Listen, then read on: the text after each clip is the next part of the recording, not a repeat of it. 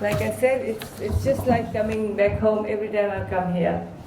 It's an absolute delight for me to be addressing you this morning as we gather to celebrate the achievements of another set of enterprising women on their graduation from this reputable institution. On the outset, please allow me to thank the Fiji Muslim League for this invitation, and it has been an absolute pleasure witnessing this institute grow from strength to strength over the past years. And Shazna, I don't see her around. I'd like to thank her for the management. And as mentioned, over 1,400 women have already graduated from this institution. And I'm sure it would be interesting to note where these women are today and what have they achieved through the training that they received over the years. Mr. President, I'm sure we can look at that. And I'm sure they all will be out there sort of basking in the glory of this institution. And wherever these women go, they carry the name of the institute, and that's very important.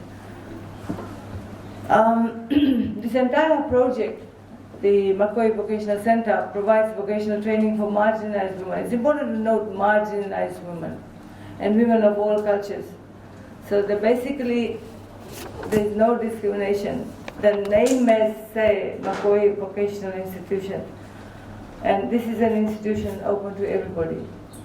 And we, as a government, are indeed proud that we are linked with the institutions such as this, where discrimination is out the door. And that is the Fiji that we are trying to create. We cannot judge people on the basis of the racism. Okay? And Makoi Vocational is an epitome of what's happening. So, ladies and gentlemen, the center recognizes and leverages a woman's critical role as trainer and catalyst. And we always say, when we invest in women, we invest in our community. And I'm sure the road for these women to reach here has not been easy. And many a times we find out that disadvantaged women face a lot of barriers in reaching institutions such as this. And we are proud to say that you have been brought here without a single expense to your name. And for that we thank all the partners and everybody who is associated with this center. And I'm pleased to note that the highest number of graduates from Makoi has been of deserted mothers, followed by widows and divorces. And this is indeed a renewal of hope for these women, especially in terms of being able to upgrade their skills to earn for themselves and their children, and of course live independently. As Mark mentioned, what was it? Drop dead money? Drop dead. Please don't forget that. With these skills and with the tools that we are going to hand over to you today, I'm sure you all will be self-sufficient. And I've always said that in Fiji we have the highest rates of domestic violence. And this is one way for you not only able to walk out of poverty, but also to leave violent relationships. I'm not promoting men and women to get separate, but sometimes we found out that one of the reasons women live in violent relationships is because the inability to earn for them and their families and their children. I've spoken to a lot of women who said, where do we go? Where do we go when we are in a violent relationship?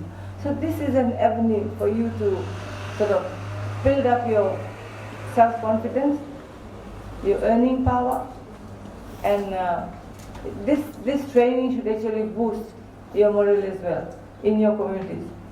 And talking about businesses, you can start your own businesses. And of course, one important aspect of business is savings. Many a times we find out that you have a good business running, but you forget about to save for the rainy days. And that is also very important. And I'm sure your training has taught you all that. And a woman ought to be financially independent, in my opinion. And I truly appreciate every single effort made to improve Fijian women in that direction.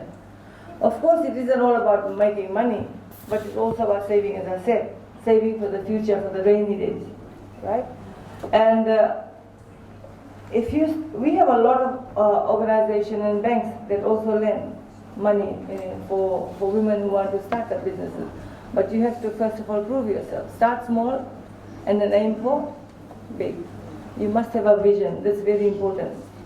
How do you see yourself in the next 5 years or at the end of next year, 1 year, 2 year, 3 year, 4 year? You plan your business, you save, and you expand.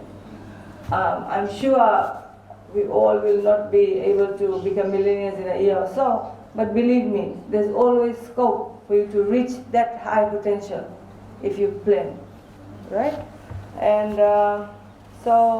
and I'm told that many of the graduating women here have no formal forms of education, but that should not be any barrier to you opening up your own business.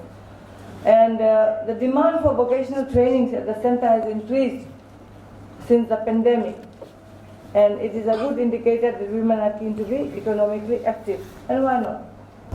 Inclusive and sustainable development around the world, leaving no one behind, is the overarching vision of UN's 2030 agenda, and also a promise of the Fijian government.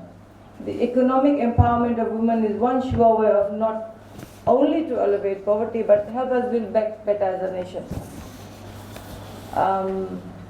The human development, economic and business gains from empowering women, of course, are substantial. Greater gender equality means we as a country will be associated with better education and health, higher per capita income, faster and more inclusive economic growth, and greater international competition. There's something else I mentioned, the use of digital technology. I'm not very good at that, but I would encourage you to seek every opportunity to learn how you can use technology in your businesses. And of course, all this doesn't make sense, but when I look at you, I know there are many thousands of other women in the rural, remote areas, and especially in our islands. And it would be interesting to partner with a lot of other faith-based organizations and to see that these services are actually brought closer to home. The other day, Mr. President and I were talking, we have one center here. Imagine if we have numerous centers in the outer islands. But of course, that will require a lot of funding and financing. So we would greatly appreciate and partner with, again, if the League was open to discussions to see if this center could be taken up to the maritime areas. And of course, other corporate bodies would come on board. That would be a very encouraging opportunity to link up with those women who have difficulties in coming down to urban centers. But we must not forget all the partners, and especially mention of DFED, ABTC, IDB, the Islamic Development Bank, who have allowed us to see today. This is Mr. Khan, this is the first of its kind. Eh? This center is the first of its kind.